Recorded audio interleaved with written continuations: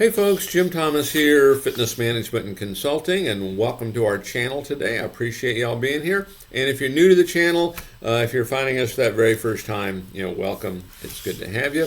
And our topic for you today, it's 5 lame excuses that unsuccessful gym salespeople always have. 5 lame excuses that unsuccessful gym salespeople always have. Now, before we get into our topic here today, just a quick reminder, my focus, my mission here in the channel is I want to be able to provide as much information as I can to as many people as I can, across the globe. And the best way I can do that is when you choose to subscribe to the channel. So if you've not yet done so, please take a moment, hit that subscribe button. I appreciate it. And then to learn more about me, learn more about my company, and how we can help take your business that next level, be sure to check out those links below. And then for you folks who are looking to open a new gym, you need funding. You have an existing gym, you need funding. Or you're looking to acquire a gym and you need funding. We can help provide funding for up to $400,000 in funding that is unsecured. There's no restrictions on use. And the baseline qualification for that is a 680 or better credit score in all 3 credit bureaus, Equifax, Experian, TransUnion, and then a minimum income of $50,000 per year each of the 2 previous years. You can check out the links below under financing and funding for additional information on that program, as well as other financing options that we have to help you grow and develop your business. And so with that said, let's get into our topic. It's 5 lame excuses that unsuccessful gym salespeople always have. Take a look at them. Let's make sure we don't fall into some of these habits, okay? And number 1, I don't have time. I don't have time. The truth is you didn't make time, okay? Now, here's just the reality. Everybody has the exact same time. 24 hours a day, 7 days a week. Nobody has any more, any less. It's all the same. And so we make time for what's important to us. And, there's a phenomenon in sales, called, sales reluctance. We'll do all these things to avoid doing that one thing that needs to be done, making the phone call, whatever it might be, okay? And so when we start saying I don't have time, and if you're training folks and you hear this, know it's a red flag. If you're doing it, know that it's a red flag. It's not that you don't have time, you just didn't take time, or you didn't find time, okay? The time's there. And maybe we need to be better at automation. Maybe we need to be better at delegating. Maybe we need to be better at training. But, we have what we have as far as that time make it, okay? But if you hear that one, that's a red flag. Number 2, there just aren't enough opportunities for me. There are just not enough opportunities. Where this usually comes from is folks that are dependent upon walk-ins, call-ins, internet leads. They're dependent upon business coming to them. And the way I look at this, and the danger here that I see is when we start to spoon-feed our staff. In other words, we spoon-feed them. They're depending upon us to spoon-feed them. And if we don't give them that, they don't have anything. What we want to learn to do, either as managers, leaders, trainers, directors, or individuals, we need to learn how to do it. Learn how to produce. Learn how to produce. Learn how to follow up on all the leads you have. Learn how to get referrals. Learn how to talk to people. Learn how to generate. Okay? Because I don't have enough opportunities. I hear it all the time. Hey, why'd we have a bad day? Well, I didn't get any phone inquiries. I didn't get any walk-ins. Don't make that the reason. Okay? Make it about your production. The other things are bonus.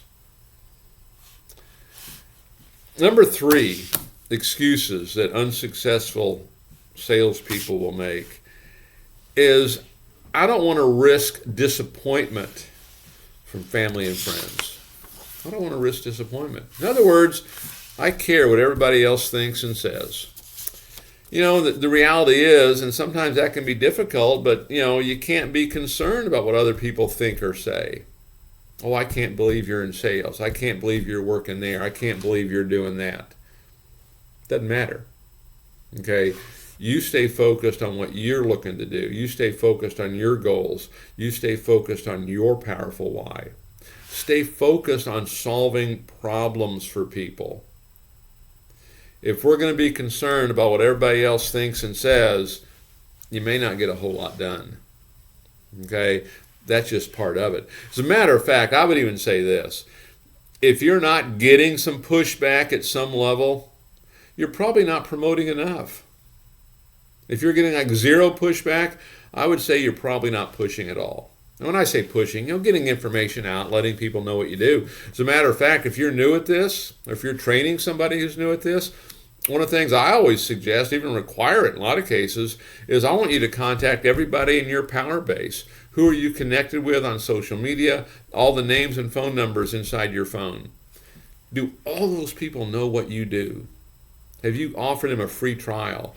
Are they on your call list? Are you nurturing them? Okay.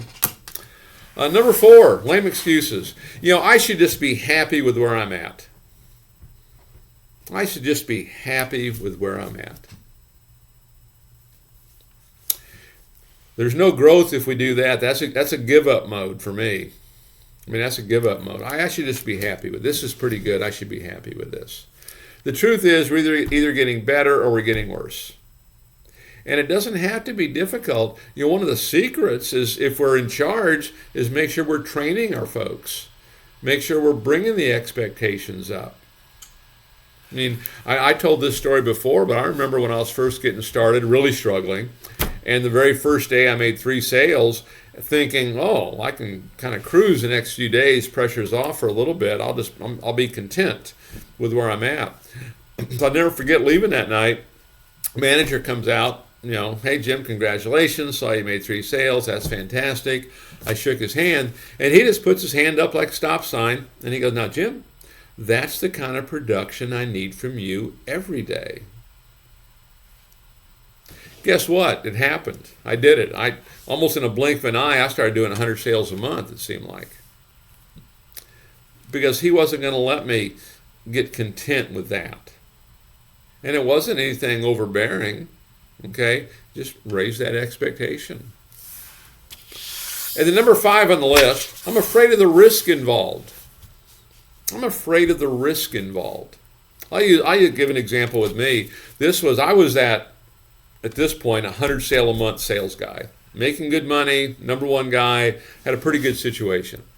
And I walked in one day and I was informed that, congratulations, Jim, you're the new manager. And I thought, I don't think so. I don't think I want to do that. Why would I want the grief that goes with that when I'm making as much, if not more, in my current situation and there's no grief? Okay? I didn't want the risk involved. Now, ultimately I did it, and it paid off. Not only did I do that, I became a troubleshooter. Blink of an eye, I was owning them. And so the risk paid off. But, take the risk, because ultimately the only real risk is not taking a risk.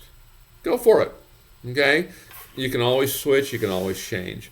But take a look at these excuses that I hear, that I see, and they're generally revolving around people that are struggling.